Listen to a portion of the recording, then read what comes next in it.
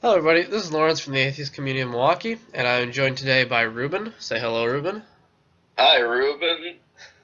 No, I said say hello, Ruben. Hello, Ruben. All right, much better. And today we are going over William Lane Craig's article, "The New Atheism and Five Arguments for God." It's beautiful. It's beautiful. It changed my outlook on things and stuff. And stuff and things. Yeah, especially stuff and things. All right, so yeah, he brings up five arguments that he thinks conclusively prove the existence of God. And, since he's an apologist, he always backs up each premise, which is fair. That's a fair thing to do. A lot of people don't. So we're just going to go over them one by one. We're not going to read the whole thing to you because it's long, but I will put a link in the description so you guys can read it if you're interested. All And right. why wouldn't you be? Yeah, why wouldn't you be? Obviously, this is a work of art and genius and Batman. Honestly, it goes Shakespeare, Shatner, Craig, the three great bills. Absolutely. All right. First one, the cosmological argument from contingency. And this one you might recognize in a bunch of different ways. It's really simple. In fact, the second argument is pretty much the same thing with a few different words changed. We'll go over them quick because they're pretty much the same thing. All right, premise one. Everything that exists has an explanation of its existence, either in the necessity of its own nature or in an external cause. Premise 2. If the universe has an explanation for its existence, that explanation is God. 3. The universe exists. 4. Therefore, the universe has an explanation of its existence. 5. Therefore, the explanation of the universe's existence is God.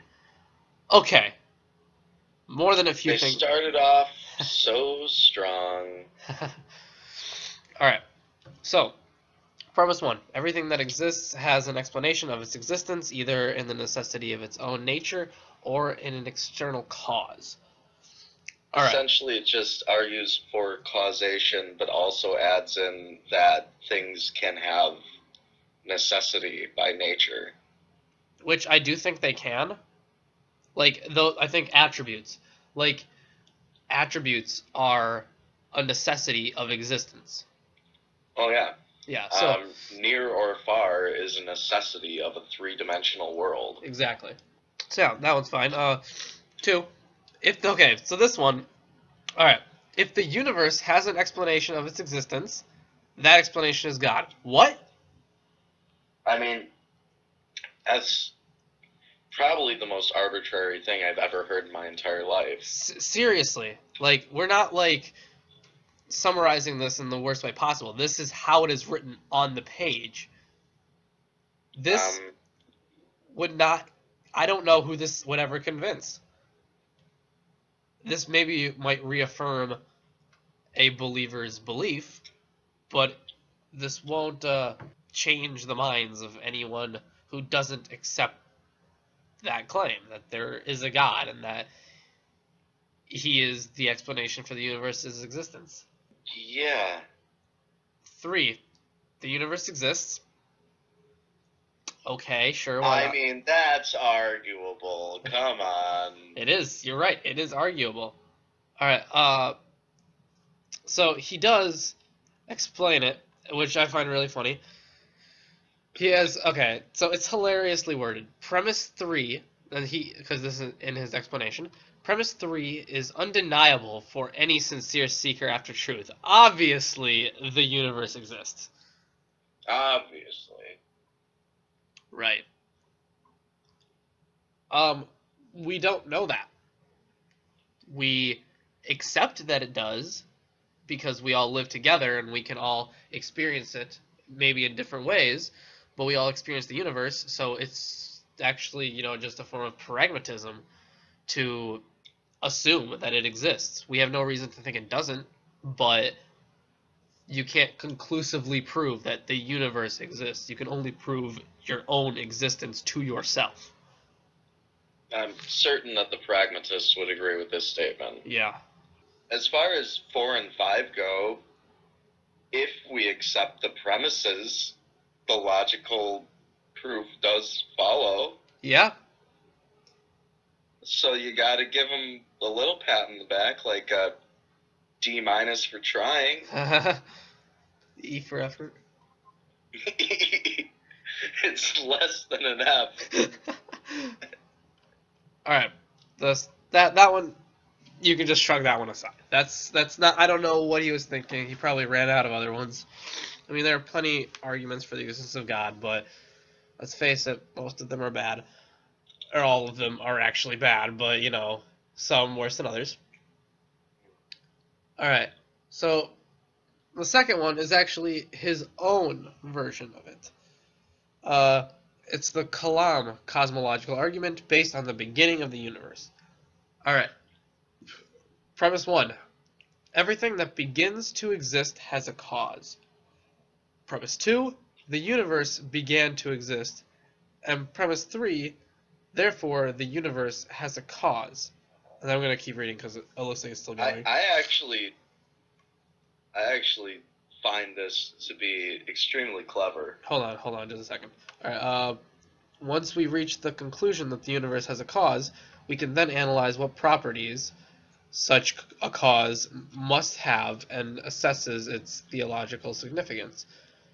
Now again, the argument is logically ironclad, so the only question is whether the two premises are more plausibly true than their denials. Okay. So, premise 1,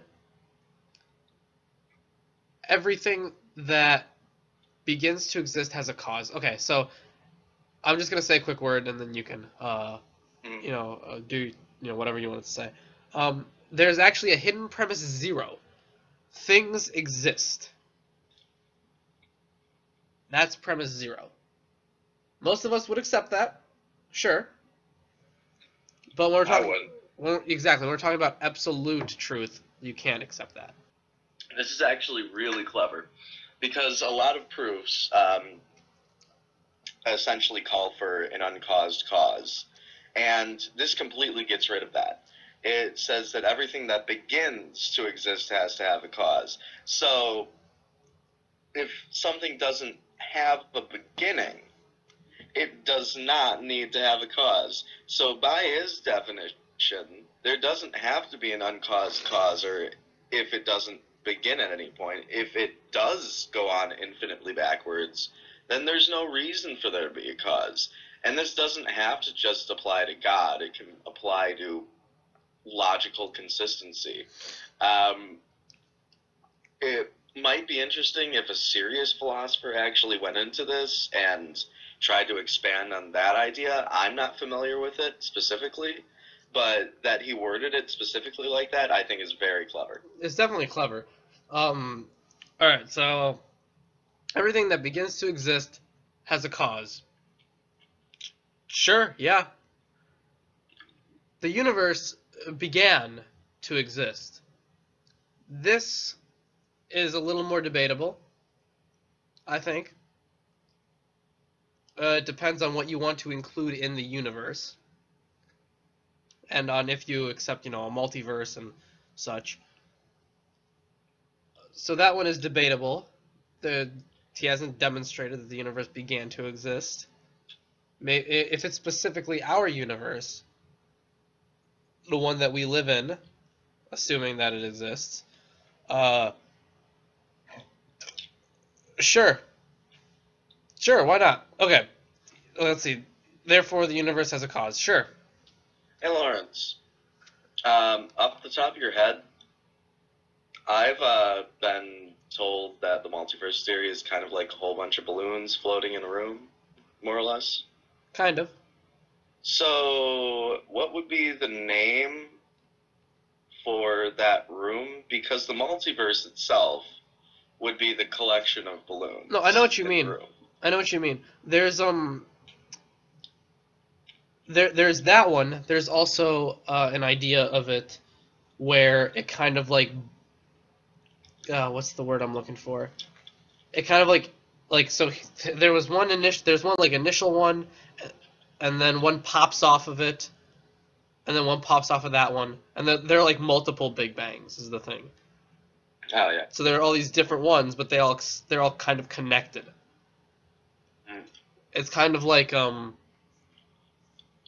if you took one balloon and made it into a balloon animal. Yeah, a balloon animal.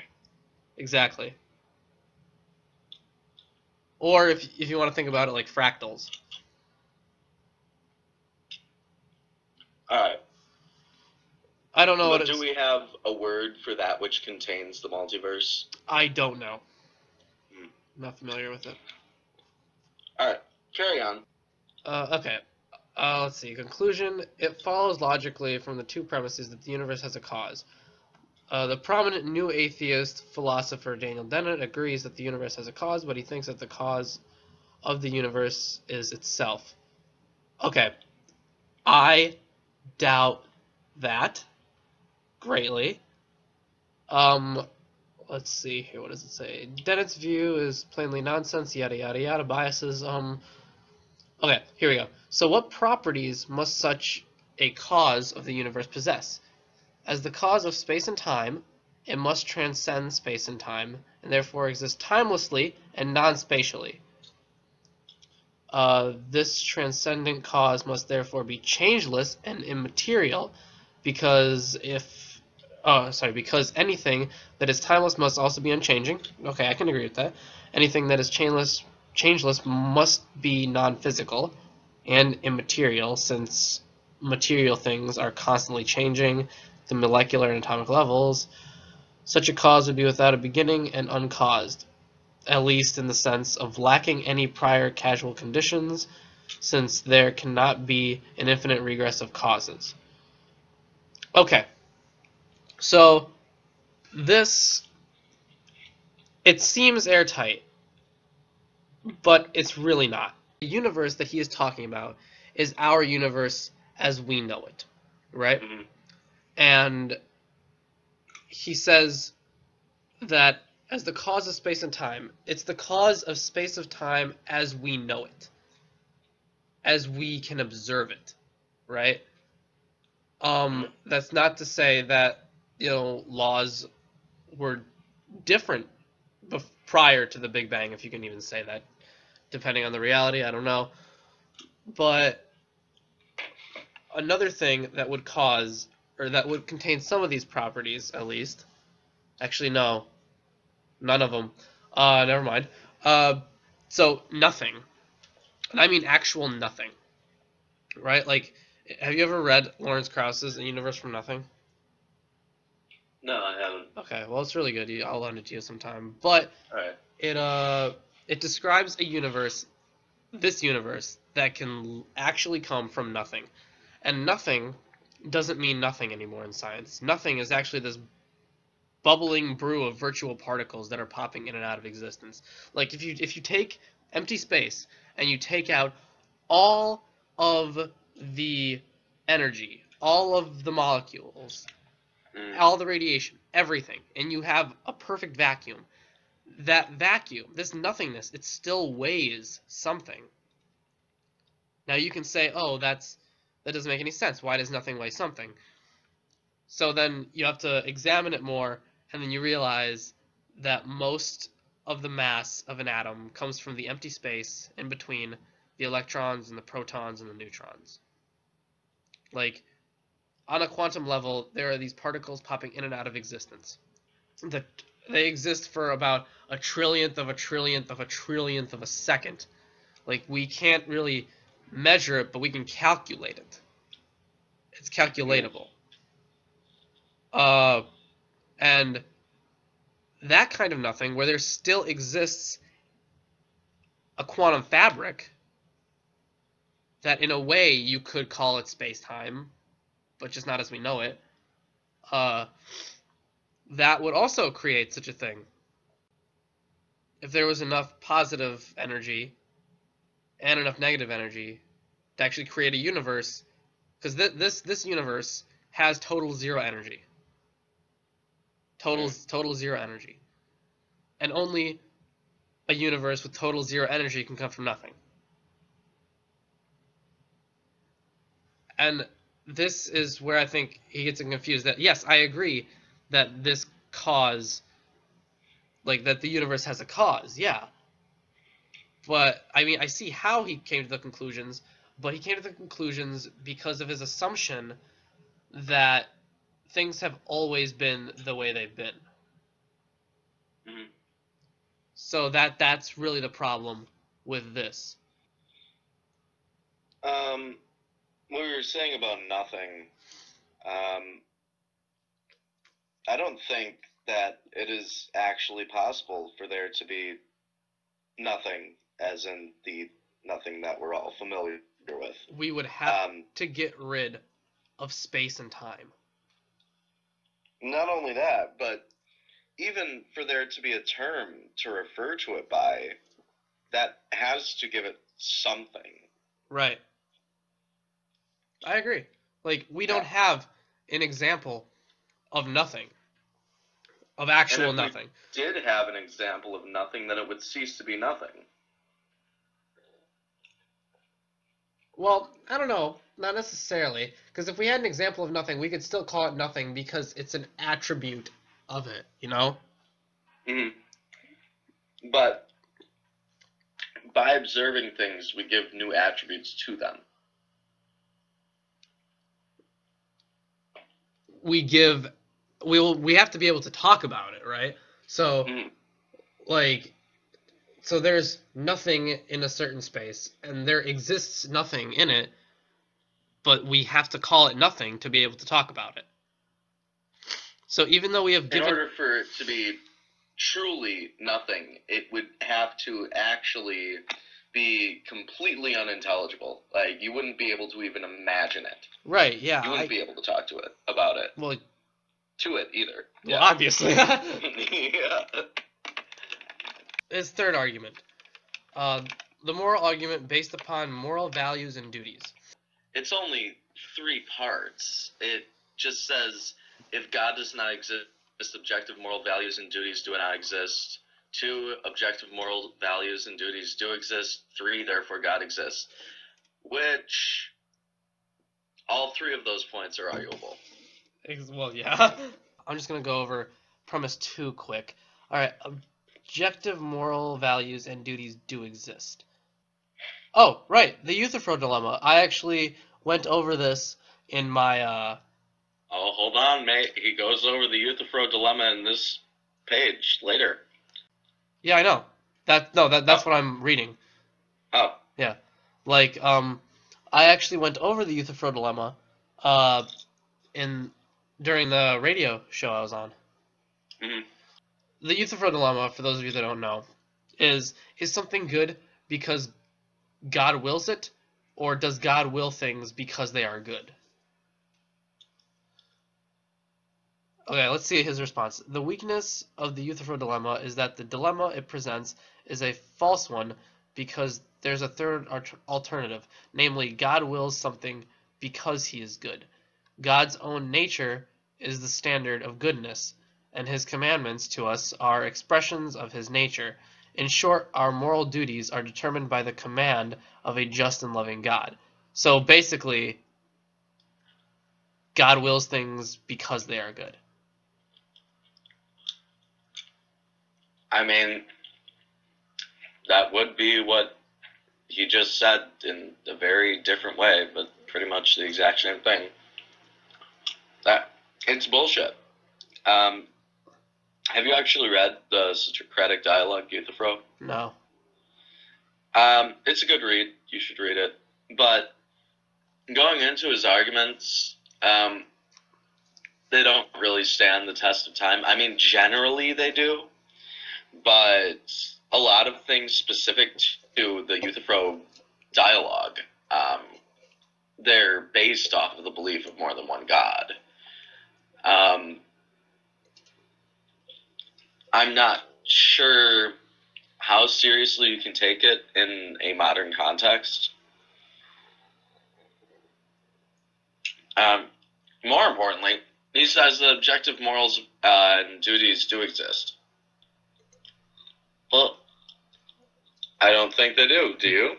No, I don't. I think that there is a situational morality. Like, it's subjective and it's situational. Okay, so there's a difference between good and bad and right and wrong. Like, there is a difference. Just like there's a difference between the good thing to do and the right thing to do. Exactly. Like, it's a good thing to do would be something that agrees with your morality. A right thing to do is always a kind of like a pros and cons thing on the result. Well, I guess so. I would say, let's say that you're a deontologist. You don't believe that ends justify means. You believe in these moral absolutes. So killing is always wrong. Well, then, is killing Hitler a good or a bad thing to do? Well, it may very well be a good thing to do because you're killing Hitler, but it's also wrong because you're going through with the act of killing, because killing is always wrong. All right, we are in Furthermore, we can go into it another time when I actually have the argument that I made out in front of me, but I did make a proof a long time ago that directly contradicts his first point, saying that if God does exist, then objective moral values and duties do not exist. Yes, actually, I would agree with that, because maybe it's not the same argument that you made, but I heard a version of it, probably.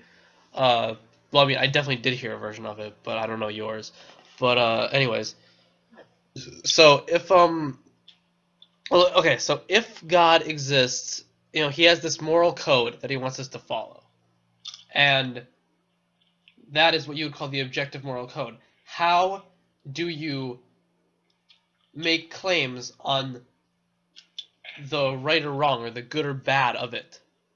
How do you make that distinction if you don't have your already preconceived idea of what right and wrong is?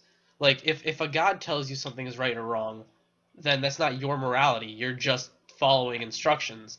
If you come to the conclusion that something is right or wrong, you have your own moral code. That is more moral than you just listening to something that you assume is moral because of the moral code you already have.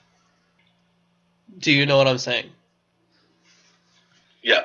Okay. Now, I think my argument went something along the lines of, and it's not perfect here, it's definitely something that you could criticize based on how I say it here, but when I wrote it down it was a lot better. God commits actions, if we're looking at a biblical God. And I would say if God exists, then either things are good because God wills them, or God wills them because they are good. And the other premise is that God is good if God exists. If God is not good, then he's not something that you can base any kind of moral statement off of. But people do base moral statements off of God. So in order for this absolute morality to come from God, God must be good. God commits acts which we would say are evil, such as murder. God also commands against acts which we would say are evil, such as murder. Either God is lying, and lying is wrong, which makes God bad, or God is doing wrong in doing these evil acts, such as murder, which would be wrong, making God bad. So in any case, God is bad and would not be an authority that you would look to for the sake of your objective morality. So there is no basis for the objective morality. Well, let's move on to the next argument here. Teleological argument from fine-tuning. Oh, great. Let's see. Premise 1. The fine-tuning of the universe is due to either physical necessity, chance, or design. 2. It is not due to physical necessity or chance. 3. Therefore, it's due to design. Okay. Okay. Okay. I'm not even sure where to start with this one. The universe is not fine-tuned. Things are blowing up all the time. The universe is expanding faster and faster. And we will, in a few billion years, die a gruesome death. The universe itself. 2, I don't know how he can make the claim that it's not due to physical necessity or chance. Let's see.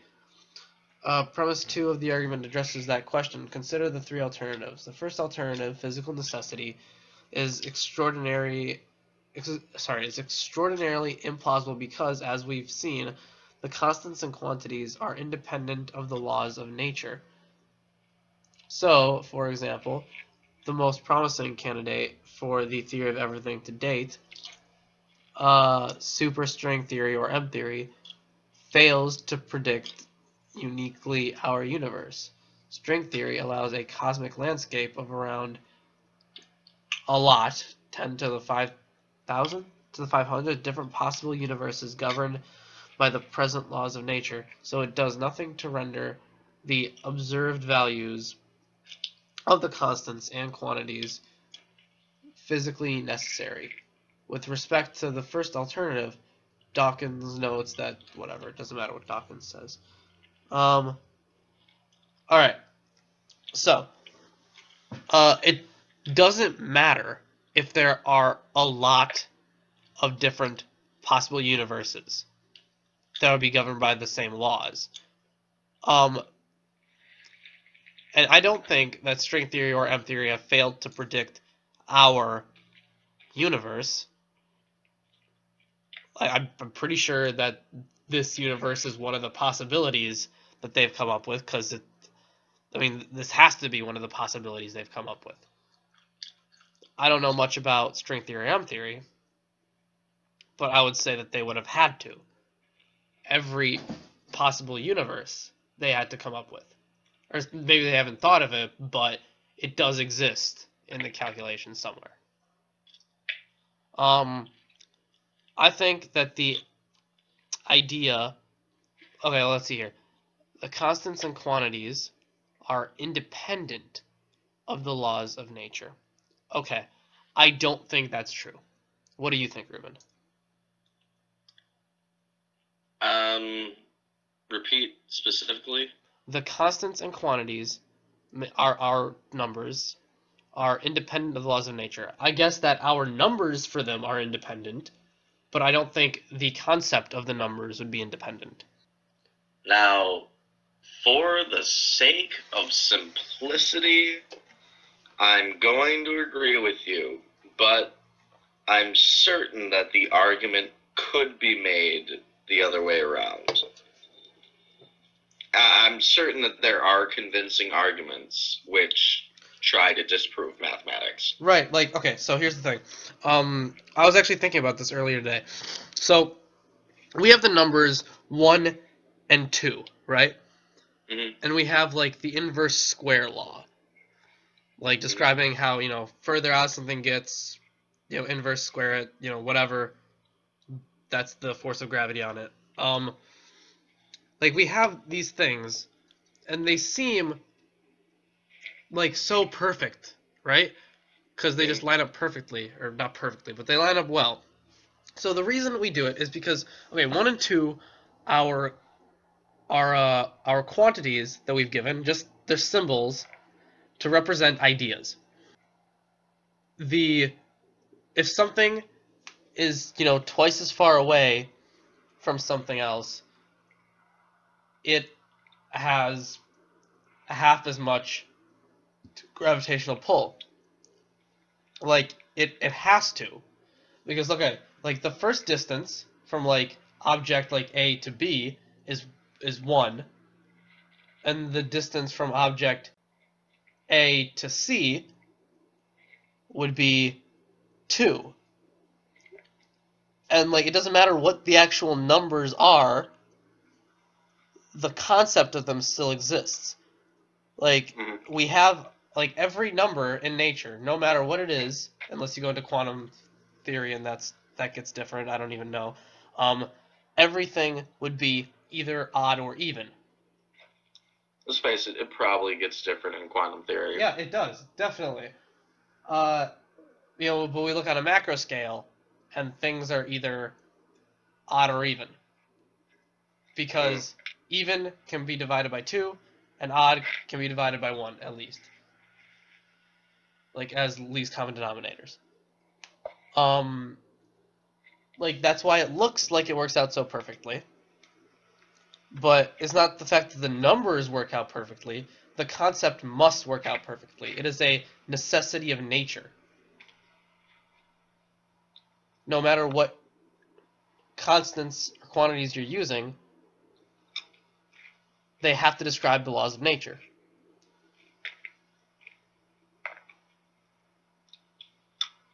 I always found numbers to be interesting. I would agree. I'm not sure that I agree with the concept of numbers as people usually see them. So imagine, if you would, the smallest possible number. Okay. That is the smallest possible thing that can come after 0. And for the sake of simplicity, we're going to cut all the .00s and say it's 1. Okay. So then you have this concept of 2. But is it really its own concept, or is it just 1 and then another 1? In the same way that molecules are just a single molecule interacting with another, or not a molecule, a single atom interacting with another atom, which we happen to call out of, conventionally, we call them molecules, but really they're just single atoms that are interacting. Well, the thing, okay, I see where you're going, and I agree that it is just 2 1s. But, I think the example you use is kind of poor, because they interact totally differently as a molecule. I know that they ionize. Yeah, exactly. Like, But I see where you're coming from, and I do agree with you. Like, if we don't include, like, imaginary numbers and shit. Imaginary numbers are imaginary. That's why they're called imaginary numbers. Yeah, go fuck yourself. Alright. So, back to this argument. Universe is not fine-tuned at all. He has yet to demonstrate that. He starts off with the presupposition that it's fine-tuned. Mm. It's not. So, next. And at the end of all these, by the way, he always says Dawkins' response. This article, I don't know if it's a direct response to Dawkins, but if it isn't, it seems like he is acting as if Dawkins is like the atheist messiah or something. It is specifically called The New Atheism and 5 Arguments for God. Right. And I guess Dawkins is like the image of new atheists, whatever that is. I think that's like the activists, I guess. I'm pretty sure. Basically, Dawkins and Hitchens. Hitchens and and Dennett and Sam Harris and I haven't ever seen Dennett or Sam Harris. Sam Harris just likes to argue. Oh, is Dennett good? Yeah. I'll look up one of his debates later. Uh, 5. The ontological argument from the possibility of God's existence to his actuality. All right. 1. It is possible that a maximally great being exists. 2. If it is possible that a maximally great being exists, then a maximally great being exists in some possible world. 3. If a maximally great being exists in some possible world, then exists in every possible world. 4. If a maximally great being exists in every possible world, then it exists in the actual world. 5. If a maximally great being exists in the actual world, then a maximally great being exists. 6. Therefore, a maximally great being exists. All right.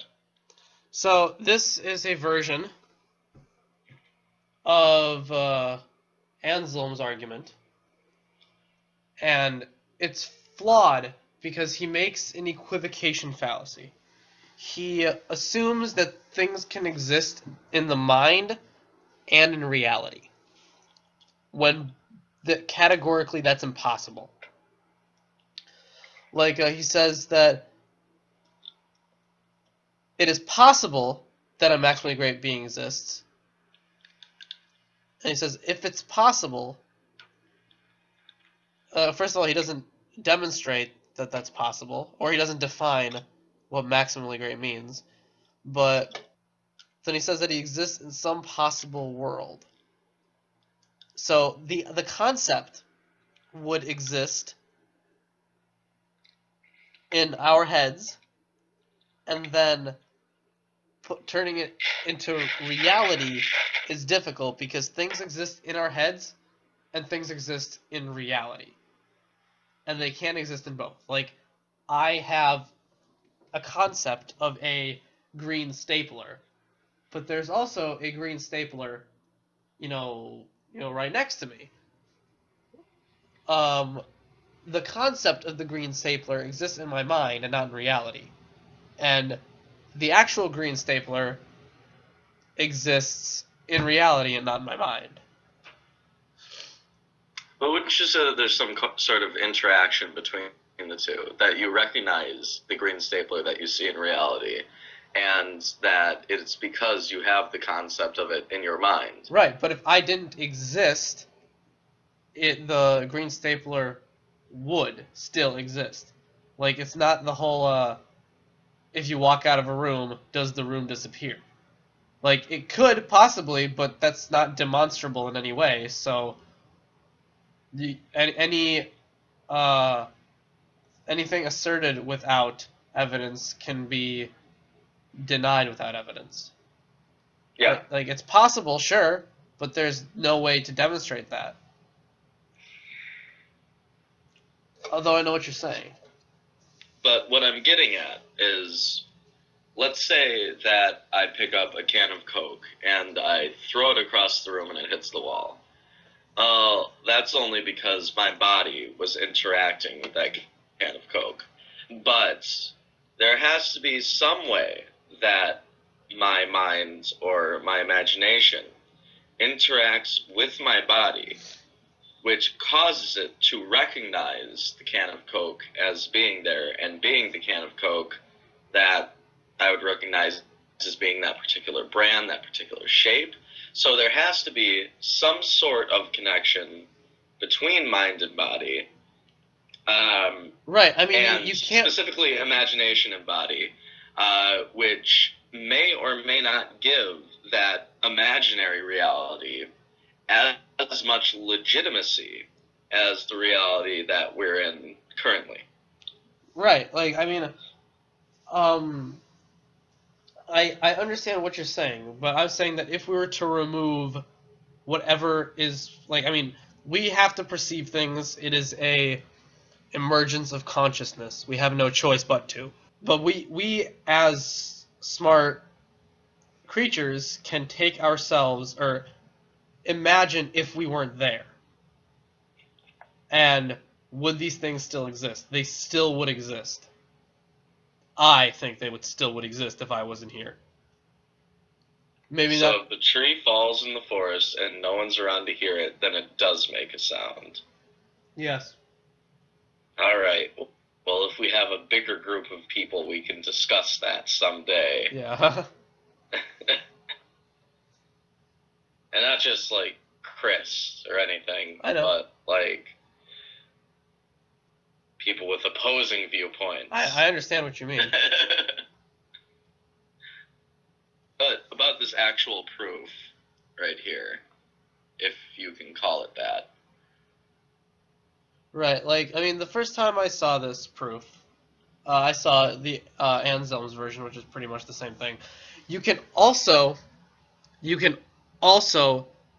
plug in anything else into here. Like, it is possible that a maximally beautiful being exists.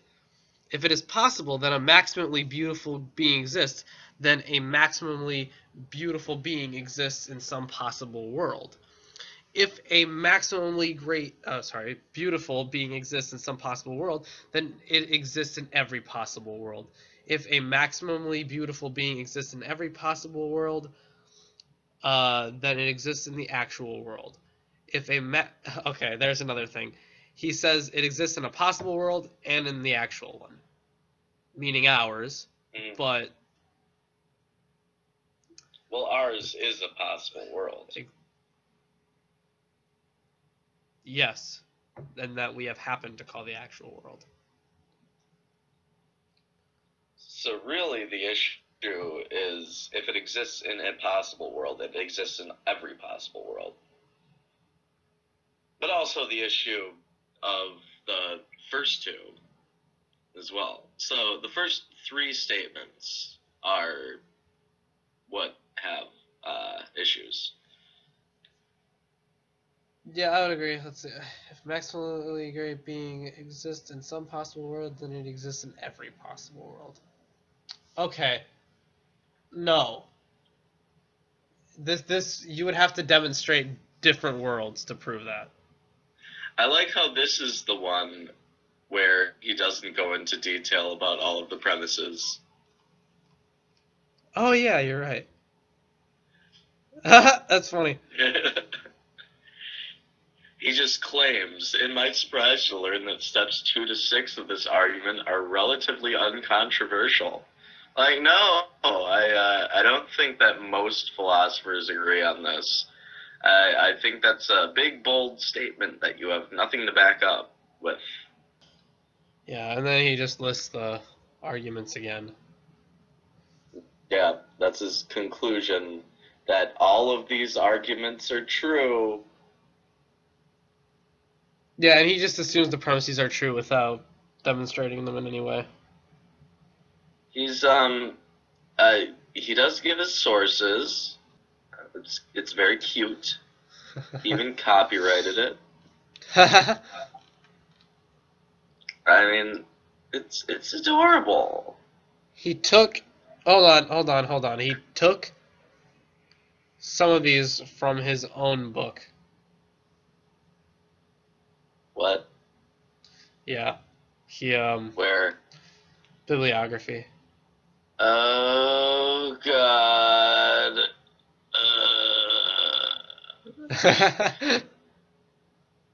Okay. In fact, every single one he took from his own book. Okay. No, that's not true. Well, at least one for every single argument. Is what I Oh, know. God. I'm looking. First 3, 4th, 5th. Yes, every single one he has taken from his own books. It's like, I am the credible source. You must believe me. Yeah, actually, H.P. Lovecraft wrote an amazing story about, like, the life and times of Ibid. It was hilarious. I think it was Lovecraft. Fairly certain. Yeah, you know a lot about Lovecraft, so. Oh, well, I mean, Lawrence, sorry to say I know more about Lovecraft than you. I'm not sorry. Hey, the ladies have never been sorry. Okay. I guess. Alright,